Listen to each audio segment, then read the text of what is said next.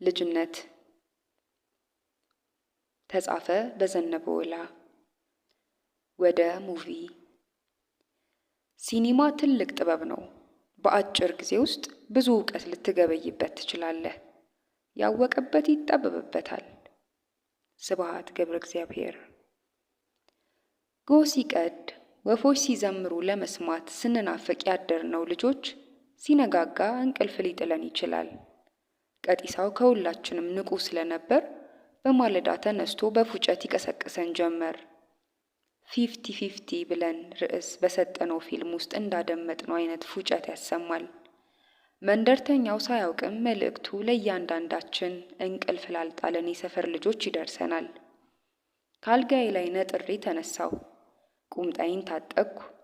ሹራቤን ለብሼ በረባሶዬን አጠለኩ። ወዴት ነው አለች እማዬ። በማለዳ ተነስታ የዕለት ስራዋን ጀምራለች። ራስ ብሩ ሜዳ ሄደን ስፖርት ልንሰራ። ቁርስህን ሳበላ በቃኝ። ቀልባችን አረፈበት ሲኒማ ቤት እስከምደርስ በፍጹም በመንፈሴ የማይመጣ ነገር ቢኖር ምግብ ነው። አስበነው ሲኒማ ቤት ደርሰን ለመግባት ስንወስን 2 ፓስቲ የምንገዛበት ትርፍ ዲናር ያለኝ። ቀጢሳው ቆፈን ያቆረፈዳቸውን እጆቹን ለማሞቅ ሹራቡን ጎትቶ እንደ ጓንት እጆቹን አልብሶ በአራቱም አቅጣጫ እየተዘዋወረ ያፏጫል። ከኔ ቤት አቅጣጫ ፕሉቶ፣ አብነት፣ ባሪያው፣ ተረፈ ገልጆ መጡ። በሌላ በኩል ኃይሉ ዶሮ፣ ሴምላል፣ ባርቾ፣ ውሮ፣ ሲሳይ ጎቢጥ በረቧሳቸውን እያጠለቁ ማንገቻቸውን ወይም ቀበቷቸውን እያጠባበቁ ብቅ ብቅ አሉ። ማናችንም እንቅልፍ አልጠገብንም፣ እንጨናበሳለን። አንዲያሞ አለ ቀጢሳው። ተከተል ነው። ለማስመሰያ እንዲሆነን የጨርቅ ኳስ ይዘናል። በከረጢቱ ውስጥ የተያዘው ግን ሙልሙል ዳቦ ነበር። ወሬው እንደ ልብ ነው። መንገድ መሪያችን አብነት ባሪያው ትንሽ ከሁላችንም ከፍ ስለሚል የትራፊክ ደንቡን ሁሉ አሳምሮ ስለሚያውቅ የእሱን መመሪያ እናከብራለን። በአቋራጭ መንገድ ይዞን ስለሄደ በሜክሲኮ አደባባይ አድርገን በ5ኛ ፖሊስ ጣቢያ በኩል ሽቅብ ወጥተን በፔፕሲ ኮላ ፋብሪካ ጉራንጉሩን ሽቅብ አቋርጠን ሲኒማ አዲስ ከተማ ደረስን። ሬክላሞቹን አየን። በዚያን ጊዜ ወሬ የሚበዛበትን ፊልም ማየት አንወድም ነበር። ምንጊዜም የሚማርከን ድርጊት ነበር፣ ወይም በእኛ ቋንቋ ክትክት ያለበት ፊልም መሆን አለበት። ስለዚህ የአዲስ ከተማን ሬክላሞች አይተን ለመምረጥ እንዲመቸን ወደ ሲኒማ ራስ አዘገምን። ብዙውን ጊዜ የእኛም ፍላጎት የሚያሟሉልን ሲኒማ ራስና ሲኒማ አዲስ ከተማ ናቸው። አሪፍ ክትክት ያለበት የቴክስ ፊልም፣ አሪፍ ግላዲያተር፣ አሪፍ ዲቴክቲቭ እና የህንድ ፊልም ያቀርቡልናል። ወረፋ አስጠባቂ ዘበኞቹም ይመስጡናል። ሽጉጥ የላቸውም እንጂ አለባበሳቸው፣ ኬፕ አደራረጋቸው፣ አኳኋናቸው፣ አነጋገራቸው በጠቅላላው እንደ ሲኒማ አክተሮች ነበር። ብዙውን ጊዜ ሬክላሙ አካባቢ በረንዳ አዳሪ ልጆች አይጠፉም። ሳንጠይቃቸው ጠጋ ይሉንና ሲኒማ ልንገባ መምጣታችንን ጠይቀውን ካረጋገጡ በኋላ ስለ ፊልሙ ጥራትና ብቃት ለእኛም ባዕድም ግልጽም በሆነ ቋንቋ ይተርኩልናል። ከሲኒማ ራስ ጋር ምንም አይነት ስምምነት ሳይኖራቸው በነፃ ማስታወቂያ ይሰሩለታል። አክተሮቹን በተደጋጋሚ ፊልሞች ስላዩአቸው የቤተ ዘመድን ያህል ያውቋቸዋል። አንዳንዴም ሲጠሯቸው ራሳቸው ባወጡላቸው ስያሜ ነው። ትክክለኛ ስማቸውን አያውቁትም። ባያውቁትም እኛም ይህን እንደ ጉድለት አንቆጥረውም። ይሄ ችስታው ነው፣ ይሄኛው ፈርናንዶ ሳንቾ፣ ማማሚያ ማየት ማለት ይሄኛውን ፊልም ነው። አቤት ሲሸዋወዱ፣ ክትክት ደግሞ እንደ ልብ ይልና አንደኛው ትረካውን ይጀምራል። ጭቅቅት የወረሰውን አናቱን ፎክቶ ሲቀጥል ይሄኛው ማዘር ኢንዲያ ላይ የተጫወተው ራጂስ ካፑር ነው። እዚህ ላይ ከሂማማሊን ጋር ይጫወታል። ኦ ዘፈናቸው ልብ ያጠፋል። እንደ ማንጎራጎር ይቃጣዋል። ድምፁ ሌላ ትልቅ ሰው ሆድ ውስጥ ተቀምጦ የሚዘፍን ይመስላል። አካላቸው ውሃ በዞረበት ዞሮ አያውቅም። ፀጉራቸው በጭቅቅት ተፈታትሎ ድብዳብ ሆኗል። ዓይኖቻቸው ድፍርስ ናቸው። ጥርሳቸው በሲጋራ ጢስ በልዟል። ድምፃቸውም እንደ ዕድሜያቸው ሳይሆን በጣም ጎርናና ነው። እዚህ ብትገቡ ጥሩ ነው። እኔ ዲናሬ የጎደለኝ እንጂ የሚሞላልኝ ባገኝ እደግመው ነበር። እናቴ ትሙት፣ አሪፍ ፊልም ነው። እስኪ በእናታችሁ ከቻላችሁ ዲናሬ፣ ከሌላችሁ ድንቡሎም ቢሆን ሙሉልኝ። እኔ ገንዘብ እንደ ልቤ ኖሮኝ የሰጠውበት ጊዜ ትውስ አይለኝም። እጀ ወርቅ ጓደኞቼ ቁልጭ ወይም ባርቾ ምንም ሳይመስላቸው እስከ ከርክ ይሞሉላቸዋል። በየቀኑ ሬክላም ተመልክቶ ሲኒማ የሚገባ አዲስ ልጅ በመጣ ቁጥር እየቀፈፉ ከ1 ብር በላይ ይሸቅላሉ። ይህ የማስተዋወቅ ስራቸው መተዳደሪያቸውም ነበር። እድፋሙ ልጅ ትረካውን ይቀጥላል። 3ኛው ፊልም የሚወድ ልጅ ቢያየው በጣም የሚያስደስተው ነው። ውመንስ ግላዲያተር ነው ርዕሱ።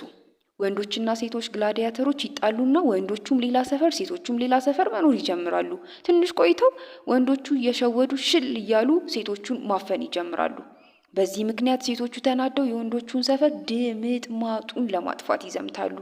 ሴቶቹ ታዲያስ ግላዲያተር እኮ ናቸው።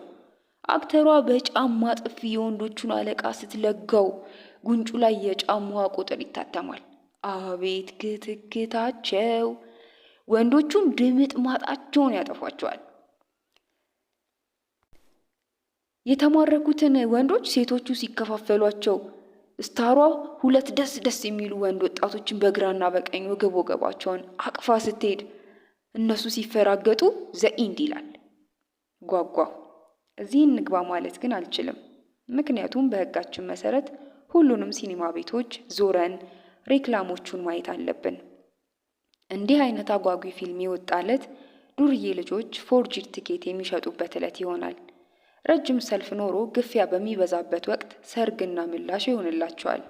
አቅመ ደካማ ልጅ ፈንጠር ብሎ ቆሞ ሲያዩት ጠጋ ብለው ትኬት ትገዛለህ ይሉታል። ልጁም አሪፍ ፊልም ሳያየው እንዳያመልጠው በመጓጓት አዎን ይልና በሽልንግ ይገዛቸዋል። ሀቲ ሜሪ ሳቲ የተባለው ተወዳጁ የህንድ ፊልም ለመጨረሻ ጊዜ እንደሚታይ በሬዲዮ ይለፈፋል። ይህን ልፈፋ የእኛ ሰፈር ልጅ ስዩም ሞራ ይሰማል። ሞራ የዚያን ዕለት ሚኒስትሪ ይፈተናል። ሲያስበው በፈተናው ምክንያት ይሄ ፊልም ሳያየው ሊያመልጠው ነው።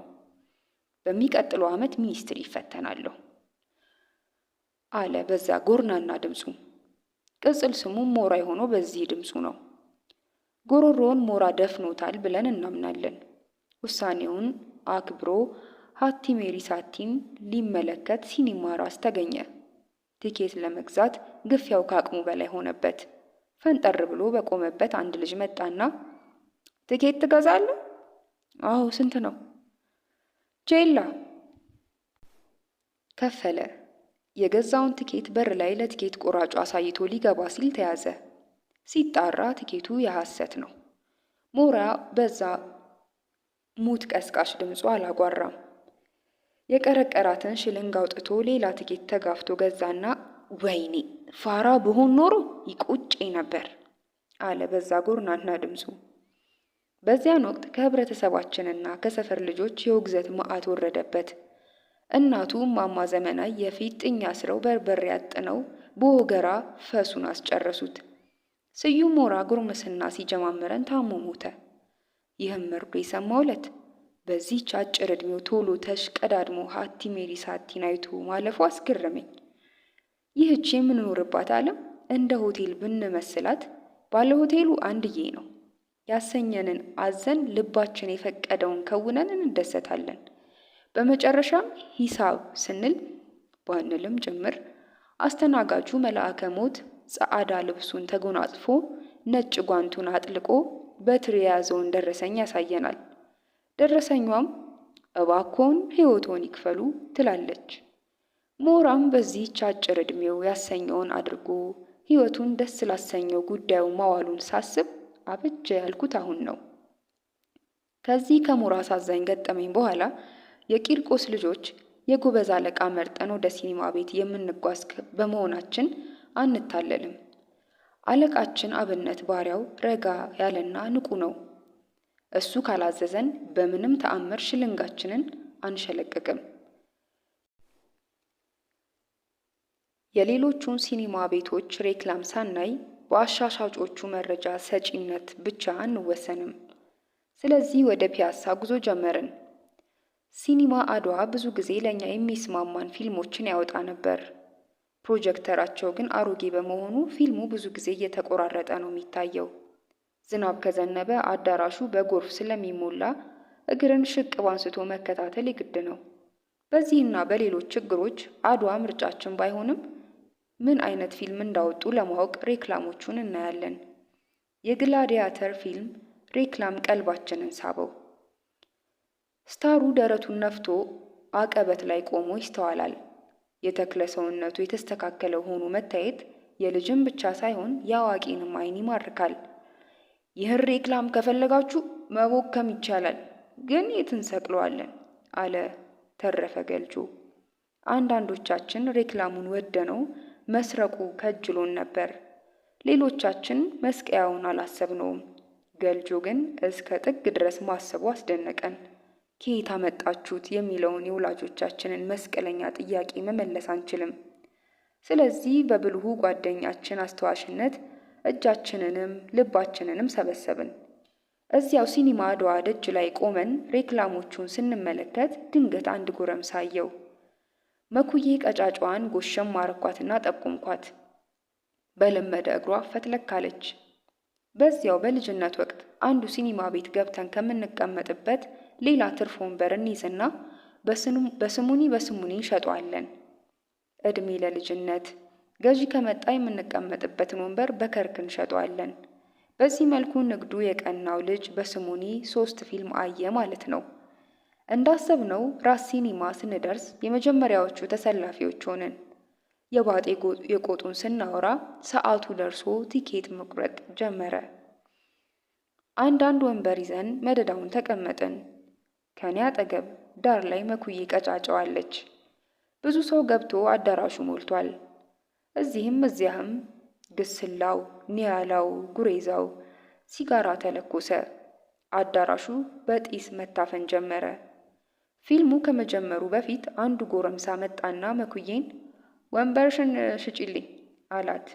እሺ ከርክ አለችው። ምስጢር ኪሱ የሚገባ መሰለና እሷ ተነስታ ስትቆም ገፍትሯት ቁጭ አለ። ደነገጥኩኝ። አጠገብ ያሉት የሰፈር ልጆች ተንጫጩ።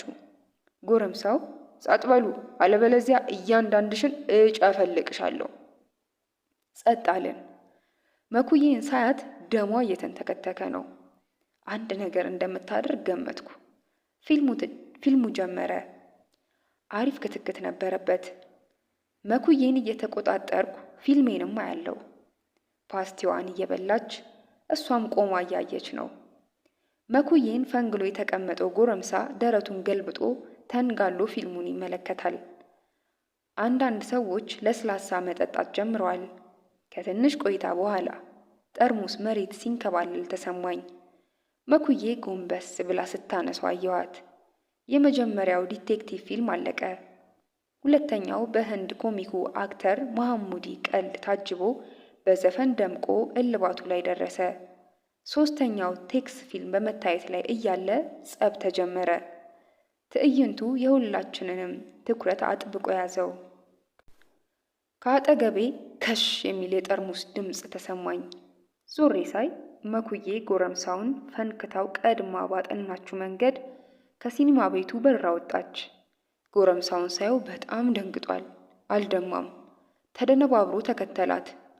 እኔም ከነበርኩበት ተነስቼ ቦታ ቀይሬ ሁለቱንም ትዕይንት መከታተል ጀመርኩ። ብዙ ሰው የነ መኩዬን ትርምስ ልብ አላለውም።